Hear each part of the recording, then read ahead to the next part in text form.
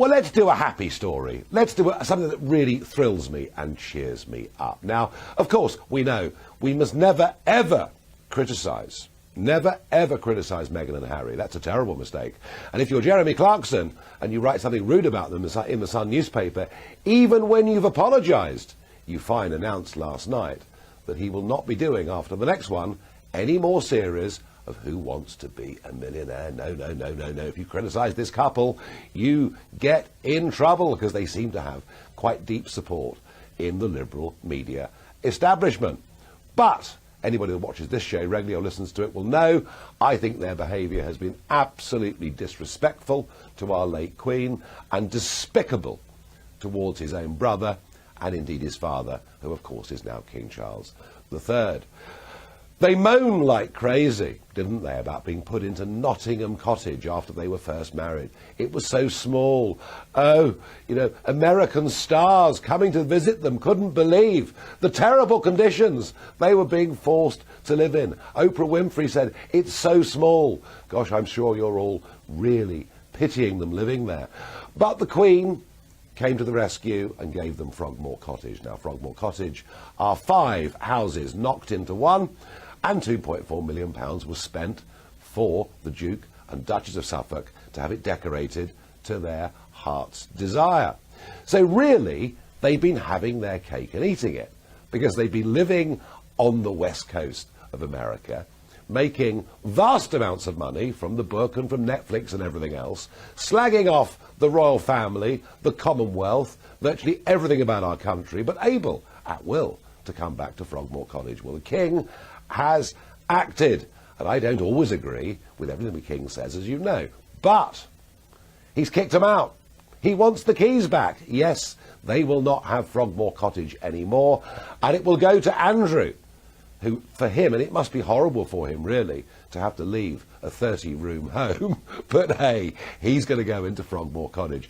Well, maybe I'm being a bit light-hearted about this, because I do think, actually, there are deeper, perhaps even constitutional consequences from this. And I'm joined by Rafe Heydel-Mankoo, royal commentator and GB News favourite. Rafe, some people have suggested that this is revenge coming from King Charles. If it is revenge, I have to say, I rather like it. Yes, well, about time, I'm sure many will say. And I'm sure that, cries of finally could be heard ricocheting around the kingdom, as the British public heard about the King's decision, decisive decision, I should say, to give the Duke and Duchess of Duplicity their final just desserts and to evict them. The King's been extraordinarily patient and tolerant. I think we can all agree. And much like a good Christian monarch would, I think he was hoping that there would be a prodigal son moment where his wayward son would return. But after all the temper tantrums we've seen from this crybaby and his delusional drama queen of a wife, it appears that it was the publication of Spare, Harry's vulgar memoir, that issued these vile attacks on Queen Camilla. That was the final straw for His Majesty. And the thing is, the King and the royal family aren't allowed to actually rebut or respond to any of this vile nonsense from Team Sussex. What the King has done here, actually, I was thinking about it, is sort of the equivalent of a government declaring a diplomat persona non grata. When an ambassador is declared persona non grata, they lose their residence and they lose their privileges and they have to leave the nation. And that's essentially what the King has done to Prince Harry, because this is actually quite a masterstroke. The practical reality is that he's not only evicted them from Frogmore, by losing Frogmore, they've actually lost their royal roles, which we'll discuss constitutionally, and essentially potentially been evicted from Britain.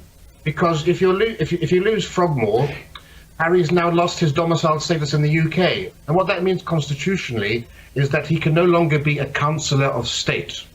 And a councillor of state is a very important constitutional role, which means when the sovereign, the king currently, is incapacitated or abroad, there are 4 senior royals who can fulfil certain functions of the role of the king. And Prince Harry has been one of those councillors of state. But without any UK domicile, he's been very publicly and unceremoniously stripped of that. But also, the other thing is, By losing Frogmore, he's now lost the Windsor Castle Estate's Royal Protection Police officers and security detail, which means that he now feels that his only safe space in the UK has been denied him. And we've heard them say repeatedly, and it's been reportedly said by his supporters like Omid Scobie over the past couple of days, that they now may limit their number of trips to the UK.